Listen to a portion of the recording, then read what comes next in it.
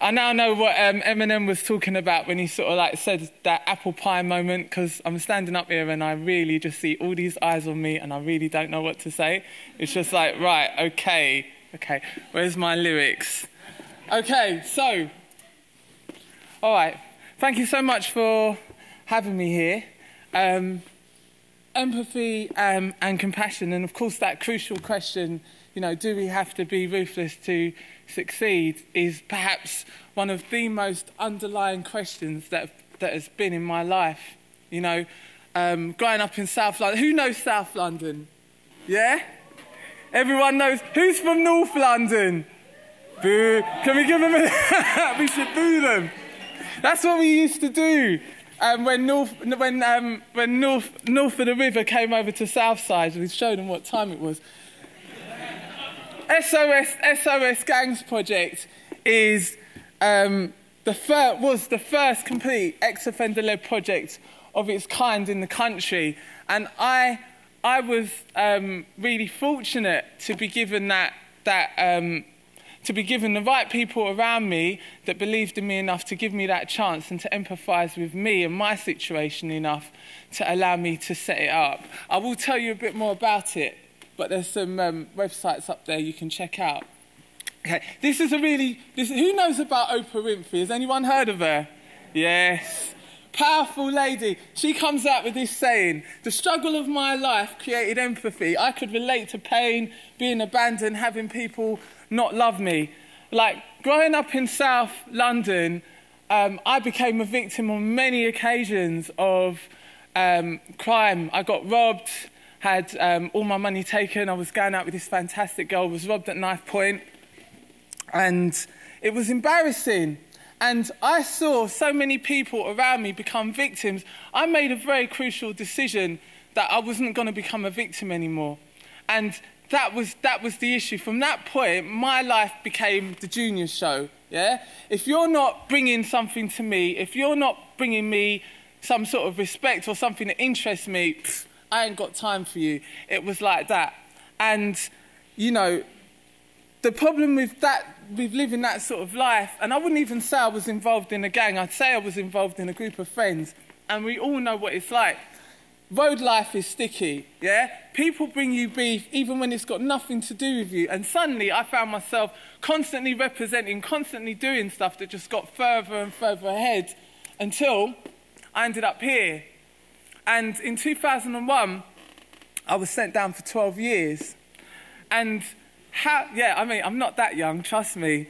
Although I'll take the compliment. The reality was that things just got so far that eventually, and also as well, when you're surrounded by people around you that are just constantly bigging you up and gassing you with what they think you are about instead of what the reality is about, then when you know, things go pear-shaped, you find out what time it is. And I'll tell you what, I've read the newspapers from way back to now, and I've never heard of anyone accurately describe prison. I haven't seen a film show accurately describe what prison is about, but I can tell you, it's nothing like what they say it is. You know, if you believe the newspapers, you think it's a holiday camp, it's 3 square meals a day, it's PlayStations, it's a hotel. But let me tell you something. In that hotel room that you're reading about, you can touch the toilet bowl from your bed, and even another man. And I'm not talking about Lenny Henry of the Hotels.com advert. I'm talking about a proper man that's probably twice the size of you and really doesn't care who you are or what you are about. And the reality was that although I was in this very negative environment, that's actually an American prison, but the reason why I love that picture is because Brixton Prison isn't set out too far from it. And I wanted to ask you, does that actually look like a hotel? Would you actually book a reservation for it? That's a question. How much would you pay for a room is another question. But fortunately for me, I had transferable skills, yeah? Although I left school without any GCSEs, thanks to my mum, who later died, I actually had gone back and retaken them. Like, GCSEs are the most crucial, fundamental part of any education because it literally is the first key you need to open the first door you'll get to. Yeah? Your future dreams depend on that door being open. And I had that. And I remember my mum was this big Jamaican woman. I remember we and her used to argue until like I was exhausted. Yeah? And she was like, you are going back. Like, you have failed them all. Unless you get what you came for, like, you just need to go back and get them. And thankfully, you know, when I did, I got a full house. I passed them all. But when I went into prison, the fundamental thing that was missing from all of my peers, all of the people that were in custody, is that a high percentage of them couldn't read and write. A high percentage of them didn't have the support network, the support structure around them. Now, my offence isn't important, but I do know this, that first night I spent in custody was the biggest, probably the most unselfish time of my life. Because regardless of what you hear and what your peers, and if any one of you know people that have come out of prison, if they're saying to you, oh, it's the joke thing, I wouldn't pay no attention to them, because at night time you can literally hear this constant wailing. And there's a track by Tupac, by the way, it's called When Thugs Cry. Listen to that track, because he's talking about just that, like, these grown men are crying their eyes out. And I remember the first night I was there, this guy who was older than me, hadn't hardly been sent down for a long period of time, but he was crying because he knew that he was going to be missing his children, like, was just sitting there crying. And I felt really sorry for him, because, you know, I never ever saw my father cry. And I put my arm around him, and the next cellmate just came in, like, what do you think you're doing? Like, in this environment, we never show emotion, we never show compassion to each other, because everyone's got their own bird to deal with. And, like, you're going to have to deal with your own sentence as well. And I had to eventually. But what I decided, I was thinking, this environment is so oppressive. What would happen if we would just turn it on its head and show each other that respect? Because ultimately he was another human being. And it wasn't like I was putting my arm around him because I fancied him or anything. I was putting my arm around him because I felt, like, I'll be honest with you, the first night I was in custody, I cried my eyes out. And he's sitting there, and obviously, I mean, most of us will cry in our little private space. How many of you would cry in front of your peers? Especially for a man, it's definitely no go, you know what I mean? You just don't do that. So he's just crying in front of us, and I was like, my gosh, what's going to happen? So I went on to develop a project in the time that I was away, and the first thing I decided to do this was the first picture that was ever taken of me in custody. I'm teaching another guy how to read. I mean, it's very clandestine, you know, they don't allow people to take pictures, but they did take it. And I was teaching this other guy how to read. We set up the Toe by Toe project in Southside Prison. And then also I went on to become a peer mentor. I went on a journey of change for myself. And the reason why this is so important is because if we're going to use empathy and compassion, and we want to let go of the whole ruthless attitudes that exist, we can't just do it for ourselves. Although Gandhi quite famously said, be the change you yourself want to see in the world, if we actually want to create empathy and compassion, we have to move beyond the individual. We have to be thinking about that person and their peer support structures. It's no good if your heart's in the right place, but everyone around you sort of like saying, nah, this is a give and take life, like you take what you can, yeah? So we have to transform, like, the people that are around us, our surroundings. And we also have to work within the community that we live.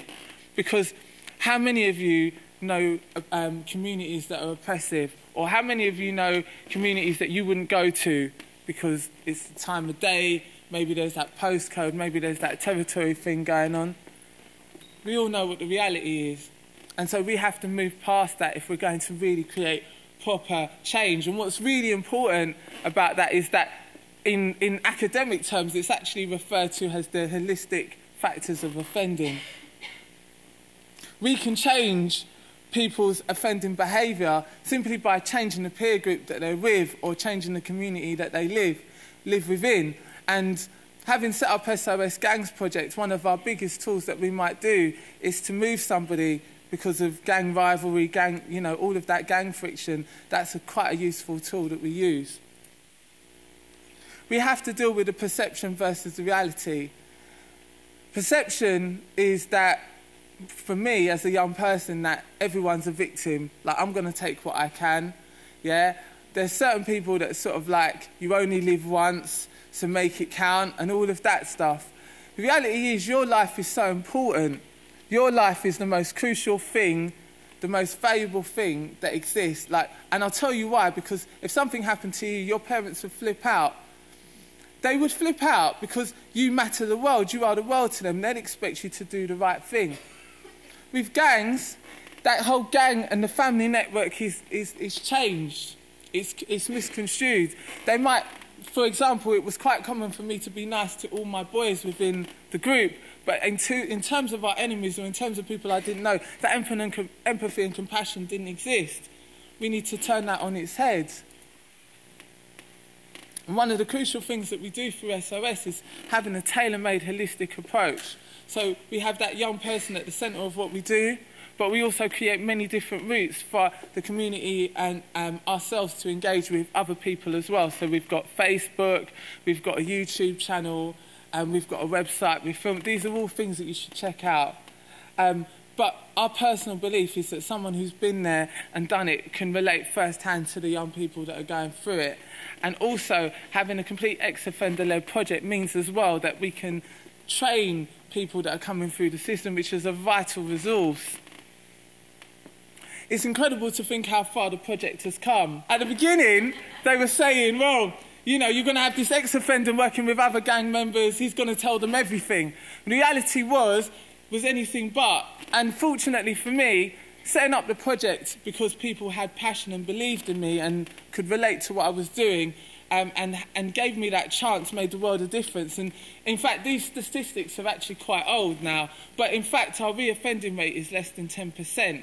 So we know that out of every 1,000 people we work with, less than 100 will be recalled. And last year, when there was those riots that was happening within London, we were working with well over 535 clients, but only 5 of them actually got involved. So we know that having a hands-on approach makes the world a difference.